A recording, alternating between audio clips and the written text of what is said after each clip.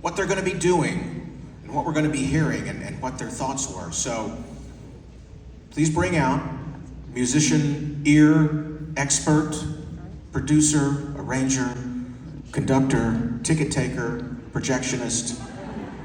No, my friend Ernst Jorgensen, who worked on the new 50th.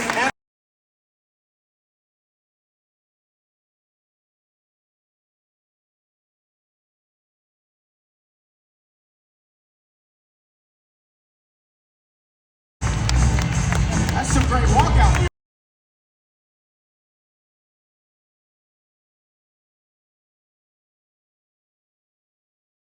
Oh, look at this. Oh, I remember the day I bought this in 1974 with that little... Oh, you weren't born then. Oh, yes, I was born then. Me and my family and my kids went to the record store and picked it up, and then I went to pick my son up at high school. First of all, I find it interesting because I did start doing some research when this anniversary approached. Before we start talking about the music of what you did from the tapes, take us through the timeline. I mean, the concert happens in January on and the album came out pretty quickly. Well, it came out as a worldwide release within weeks, also in America, but obviously without the support of the TV special in America that wasn't shown until April, it had a more precise impact around the world because, you saw the TV show and it was there 2 weeks later, or 3 weeks, or whatever it was. So that was a rush release. But RCA already knew how to do that because they'd done the same thing with Madison Square Garden. Exactly. Where the idea was to get Square Garden out before the bootleggers got it out. But the other thing about Aloha is, I mean, you can look at it in isolation. To me, it's maybe the ultimate triumph of Elvis's career. If you go back to '68, Live a Little, Love a Little flops. A Little Less Conversation get to 70 on the charts. It was an absolute low point. And from then on, 68 TV special, Memphis 69, Live in Las Vegas, That's the Way It Is in 70, 4 sold out concerts in Madison Square Garden in 72 and Elvis on tour, and then this. Yeah, that's right. And though there has been the legend, and obviously part of the legend is true, the legend that it didn't air, the Aloha did not air in America on that Sunday night because of the Super Bowl.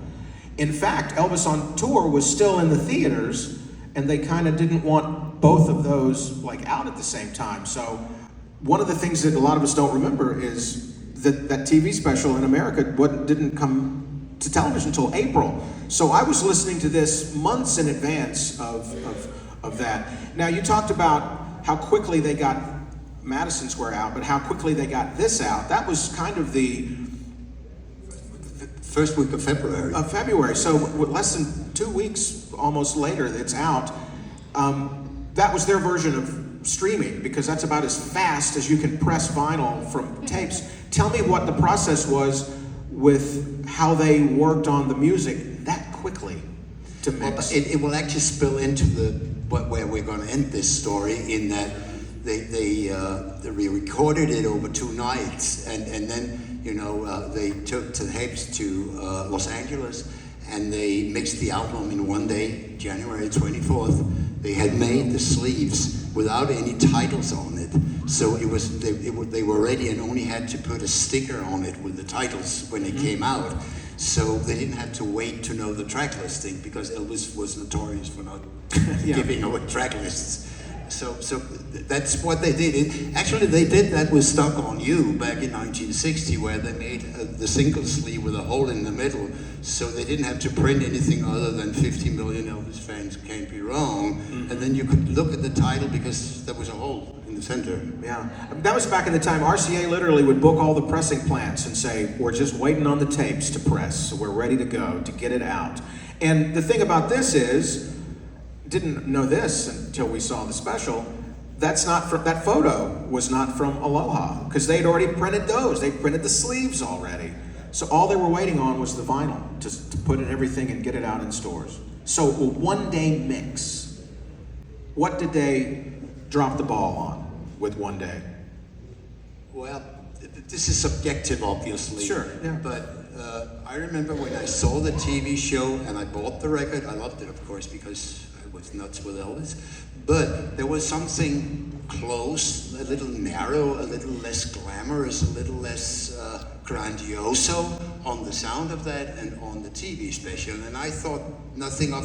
I actually thought in my head, oh, it's been difficult circumstances to put up the mics in that showroom in Hawaii. But I got lucky. I met a guy from Memphis, Matt Ross Spang. Yes. And see, Matt, You mean the Grammy Award-winning producer? no, I meant that nice guy. But he's making, you know, all kinds of modern records that you and I may or may not like and all that. But he's an exceptional mixer. And when I came to him with Aloha from Hawaii, it was a little bit like, oh, come on, you can't ask me to do this. But I did. And we've done quite a few things with him recently.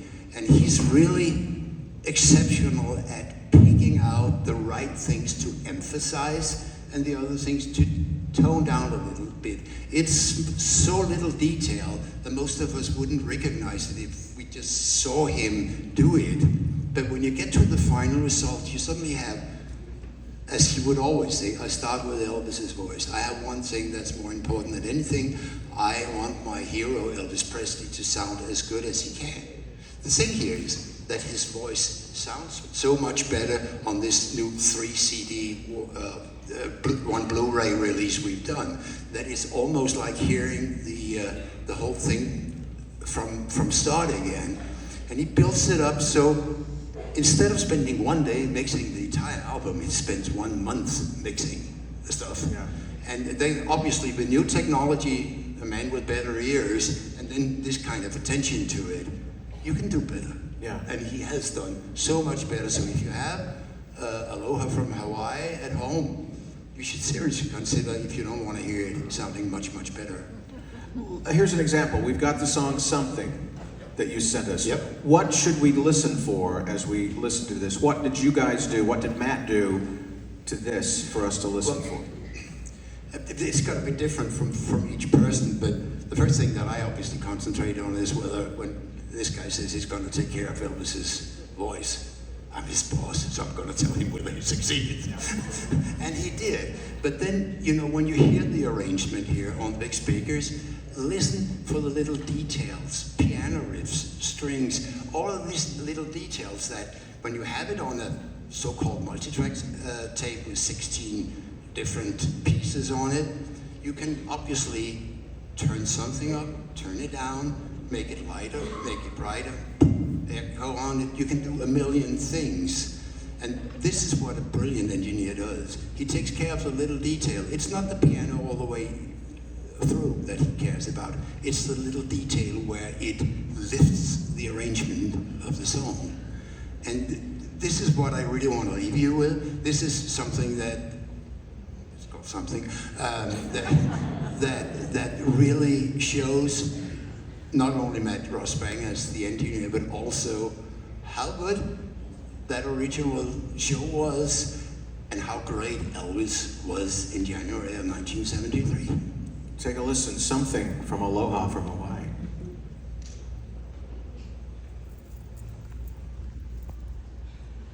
It's very quiet in the beginning. I could have mixed that. Andy, are you still there? It's a union break.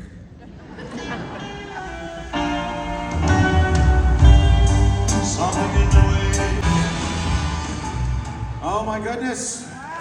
Aloha from Hawaii.